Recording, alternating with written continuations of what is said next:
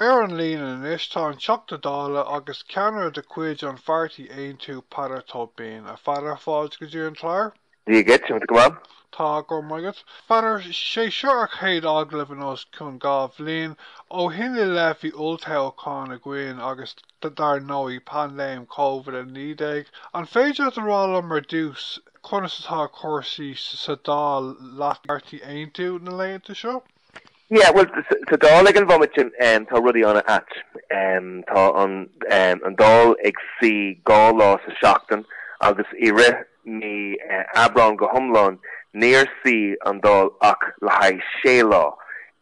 Agus tá sé sin dochreite go bhfuil muid i lár gearcéim ú fásach ach fós níl an dál ag feimú i gceart mar gheall riachtaní na níní. Tá rudí anna Jackar ag daoine ag an bhomaitin is i mágáil ceantar agus thar timpeall na tíre tá go leor daoine teach cúine ag rá go bhfuil siad ag folingt de bhór an aspa airgetas an aspa takeíocht agus tá daoine tá le milliún daoine inis agus tá siad díostathe agus tá na 100,000 daoine ag dul i machtanas ag an bhomaitin. So tá rudí úfásach Jackar agus i mthúirmse níl an dál ag déanamh golóir le haidh na daoine sin in áire. Tá sé anna dheacair le haidh an rialtas gan dat táid is tí in áit na credfar cúpla bliain ó hin ach níl an rialtas ag déanamh a róhan mar gheall ar na dílaí atá ag folangt sa tír seo. Táid taréis díon glas ála eáil tá bhhad níos fuide ná aon tír eile san Europe. Trí nó cara irid an méid am a bhí tíre eile dúnta tá an tír seo dúnta agus cosnóise sin golóir airgid ba na billiún euro fiachas gúlan na níní seo le fadan lá agus cílíonn se sin nach main an in eisiacht le déanaar an rialtas sa tulcí mar gheall ar taíochta agus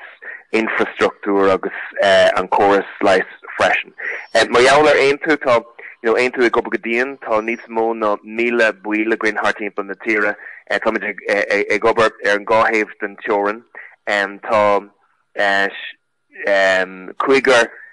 cóileoirí a gcuin agus Teachta Dála a bháin a gcuin. Tá seaca cuman a níos thar timpeall na tíre agus táid taréis dahad is a cuaig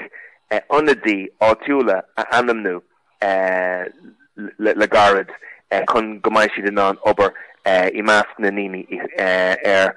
na rudí atá chuiristeach ar na phobal thar timpeall na tíre. So tá fás talcha ar an pháirtí an is táid ag fáil beidir cara fangéid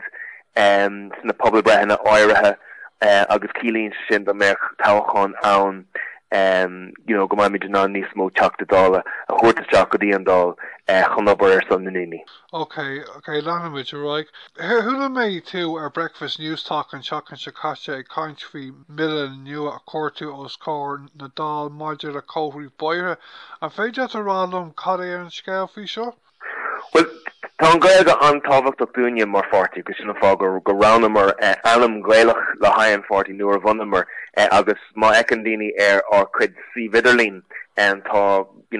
policy leathan agus dain mar gheall an Ghaeilge agus dulchonchín an Ghaeilge ag an pháirtí ag an bhomaitin. Tá luach ionfach ag an Ghaeilge i mthúirmse mar gheall agsúlacht an dain tá na teanga go léir an a hábhachtach le haidh an agsúlacht sin mar gheall an structúr incanna atá agteanga bíon daoine ag slíanamh is slite de friúla I teangana agsúla agus tá sé sin tábhachtach freisin agus is dríochtach an Ghaeilge freisin mar gheall bheith an luach an cultúr Ghaeilge a oscail suas nuair atá an Ghaeilge agatsa agus is léir go bhfuil fóbhór na daoine seo sa tír seo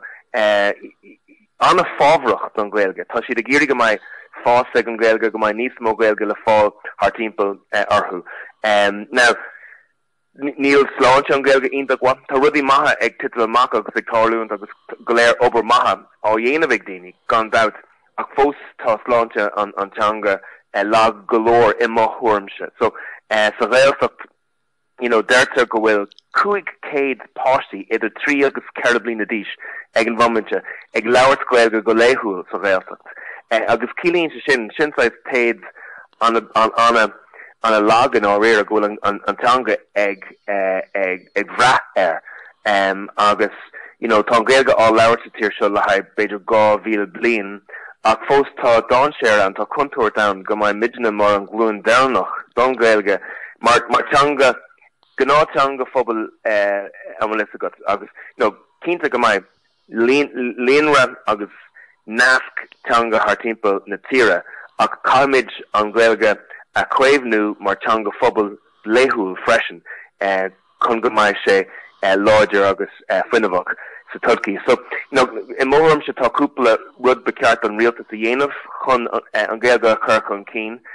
Dús cai siad inéisiíocht a dhéanamh sna ceantarach go Ghaeilge mar postanna caiige mé gúdarrás na Ghaeltacht wadlí mó ag gúdarrás na Ghaeltacht chun go mbeidh daoine ná an fannach sa Ghaeltacht agus obair dhéanamh sa Ghaeltacht. Bhí sé do creite i dtír conúil cúpla seachtain hen go raibh cólacht a bhí ag fáil muoinú ó údarrás na Ghaeltacht ag rád donna cuid forann go beceart dóibh labhairt as Béarla bhí sé sin do creite. An dar dul síos í trúdatá géirí Ghaeilge a bheith acu mar jaablar Ghaeilge teanga tagas nó idachas caiige méid seans acu é sin a bheith acu. So ag an bhaimite tá fés a 5 a tiismóirí sa tír seo i géirí go mbeidh Ghaeil scoiliocht láthair chuid fáistí ach níl a 5 den na páistí sin ag fáil Ghaeil scoiliocht. Agus an tríúrad in mthormse beceart go méid daoine le Ghaeilge an Bilingual leis an stát le Ghaeilge agus mar sóil de gach Ghaeilgeoir sa tír seo níl an stát ag déanamh sin. Tá an stát ag rád a dhaoine fálam an Ghaeilge sa scoil ach nuair a críicníonn tú an scoil ná tá chúine a géirí an Ghaeilge labhairt linn. Agus an rud dearnach atá aon tú ag géirí dhéanamh ná stádas an Ghaeilge a chur chun cín. Go mbeidh sé níos lánach sa tír go mbeidh stádas níos áirde ag an Ghaeilge. Agus ceann duine rudí siimplí a féidir lena dhéanamh chun é sin a chur chun cín nó cáhanas a thuairt don Ghaeilge ar comharthaí bóithre. So táis a go nuair tá tú ag taistil timpeall a síos an bóithre tá gach baile anamna in Ghaeilge agus Béarla ach tá an ceann in Ghaeilge I bhfad níos slú ná an ceann I Méarla. Níl sé tá sé deacha é eáil agus nuair tá tú taistil beidir 8 nó 100 kilometers san nuair síos an mótarbhealach titan de súile ar an cló Béarla agus taispáin se sin in agne na níní go bhfuil stádas níos lú ag an Ghaeilge agus níl sé chomhtábhachtach. So I tíortha cosúla an bratan bhig nó an Unlan nó in Alba nuair atá comharthaí gá cheangach ann tugadh comhanas don gá teanga sa cló ar na comharthaí bóithre. So sin an rud táid a géirí dhéanamh as seo amach nuair tá siad ag cruthú comharthaí bóithre nua níl muid I caint faoi gach ceann ahrú ar an buinte ach nuair atá an curtha bóithre ag tacht chuig deire a saoil agus nuair atá ceann eile le chur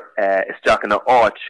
go mbeidh cló nua ag an Ghaeilge agus beidh sé ar an méid céine ná an Béarla. Now is féidir difriocht a cruthú idir an gá theanga mar jaablar dahanana mátá an rialtas é sin ag géirí sin I dhéanamh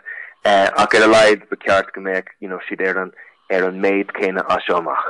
Cotton fair play a rá leat as ucht an mil seo bheith curtha os cór na Dála agat. Tá seans an ceapan go méid an tábhar seo curtha san áireamh sa reachtaíocht maidir le hafreth nua ach na deangacha. An 18 tú leis seo agus an bhfuil tú winínach go dtiocfaí ahrú ar an gceistim léine? Bhhailm go méid sé síos in ach na deangacha go hiilis go thomláin ach an áiríre tá mis ag fannacht ar ach na deangacha le fad an láin is leis an afra nuair. Bhí mis sé caint faoi seo I 2016 chun go mbeidh an acht na teanga ach na teanga ifagula go mai sin níos láidir no mar atá ach tá sé comhmáil so bhí mis den tuaim agus bhí aon tú den tuaim be ceart sais you know an chorus of rustú agus sin an fá go chumar isteach an bille seo go héanrach freisin so it's féidir le daoine takeíocht leis an gábille mas féidir lo ach le cuinnimh dé ba maidir an you know an ahrú a dhéanamh go luath cuinnimh go rinne Leo Varadkar nuair a bhí seisin ina ara umper siar I 2013 rinne session sais scéim pilóta mar jaall an rud seo an ábhar seo ach nuair a tháinig an ara umper ina dhí sin Pascal Donahue stach ina áid you know that session on policy agus nírá an policy curtha bhaim so tá de kaint fao seo de líana inis so le cúna dé go mai an rialtas sásta taúla aon tú an bille seo a choirí bhaim. Okay, sin go héach ní cumáidí mé hiú bháid eile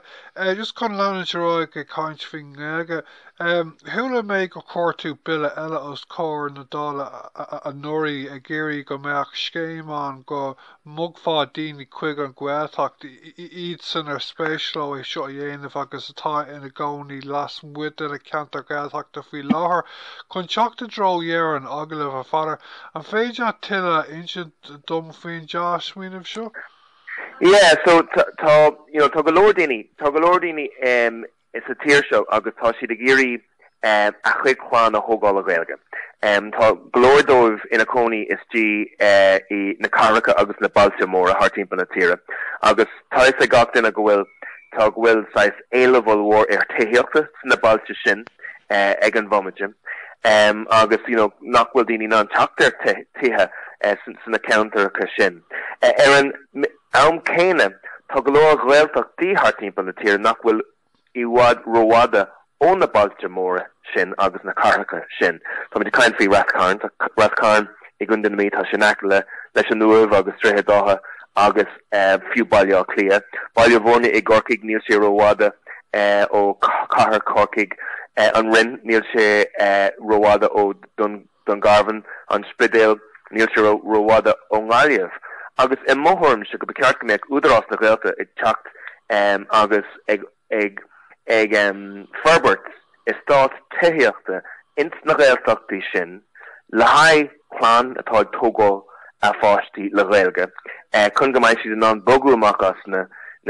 carracha agus na bailte móra agus chun go mbeidh siad an na chláán a thógáil le Ghaeilge agus neartig se sin na Ghaeltachtaí go hélas go thomláin ba sais fuil nua ag dul isteach agus fuinmh nua ag dul isteach na Ghaeltachtaí sin agus ag an am céine ba níos mó taíochta le fás na carracha áitina bhfuil an éile bhain agus tá ag slíanamh ar rascairn le tá bhunscoil ann tá manscoil ionach ann freisin you know tá cuaircumann tá club na Ghaeilge tá teachtarne tá siopa tá fuan pell agus amáíochta ann you know tá go leor den na rudí tábhachtaí phobal ann agus you know caróis sin le aon chláán atá géirí a chuid chláán a thógáil le Ghaeilge agus an rud ú fásach faoin á réir tá anna gomsa ar go leor daoine atá géirí bogu amach a dtí rascairn ach ní féidir le teach ar teach I rascairn. Now you know beidir go gapan daoine go rud réabhlóideach é seo amach you know ach saoigh ar seo rinne Labhair an na colonies I rascairn agus bailí gib ar an géadal síos you know na trochatí nuair nach rá go leor airgid ag an tír seo you know thóg Labhair a glóir daoine ó you know ó Conamara tír conal an céirí go dtí chun den mí agus croigh sé Ghaeltachtaí nua sa chundé seo so you know ní liscom nach cé nach féidir lo an rud seo dhéanamh níl an tol lán in áíire tá mis trééis labhairt le Jack Chambers faoi an rud seo agus le Catherine Martin an ara faoi seo you know tá siad oscailte le haid an córá ach níl aon rud feicthe gomsa dá méach aon tú in aon rialtas déanaimiid na rudí sin gan dat.